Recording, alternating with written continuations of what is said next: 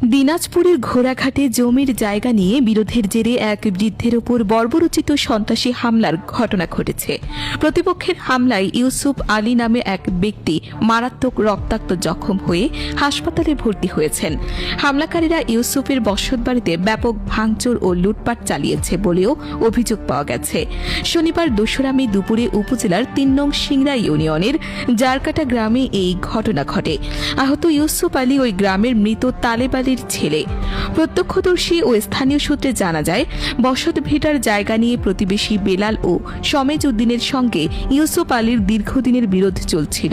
শনিবার দুপুরে কিছু বুঝে ওঠার আগেই প্রতিপক্ষের বেলাল, সমেজ উদ্দিন, মিঠু মিয়া, বলু মিয়া সহ 10 থেকে 12 জন সন্ত্রাসী দেশীয় অস্ত্রে সজ্জিত হয়ে ইউসুফ আলীর বাড়িতে অতর্কিত হামলা চালায়।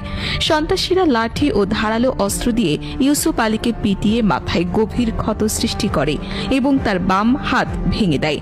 এ সময় বাধা দিতে গেলে পরিবারের অন্য সদস্যদেরও লাঞ্ছিত করা হয় এবং বাড়িতে ব্যাপক ভাঙচুর ও লুটপাট চালানো হয়।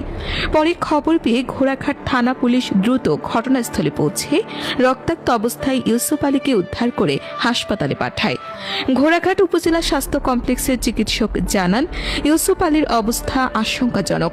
তার মাথায় মারাত্মক জখম হয়েছে এবং শরীরের বিভিন্ন স্থানে জখম সহ বাম হাত ভেঙে গেছে। তাকে প্রয়োজনীয় চিকিৎসা সেবা দেওয়া হয়েছে। ঘোড়াঘাট থানার ভারপ্রাপ্ত কর্মকর্তা ওসি শহীদুল ইসলাম জানান, খবর পাওয়ার সঙ্গে সঙ্গেই পুলিশ পাঠিয়ে আহত ব্যক্তিকে উদ্ধার করা হয়েছে। শান্তি শৃঙ্খলা রক্ষায় পুলিশ তৎপর রয়েছে। এই ঘটনায় অভিযোগ প্রাপ্তির সাপেক্ষে তদন্ত করে অপরাধীদের বিরুদ্ধে কঠোর আইনানুগ ব্যবস্থা গ্রহণ করা হবে। ফাতেমা ইসলাম, ডেস্ক রিপোর্ট, 24 ঘন্টা ঘোড়াঘাট।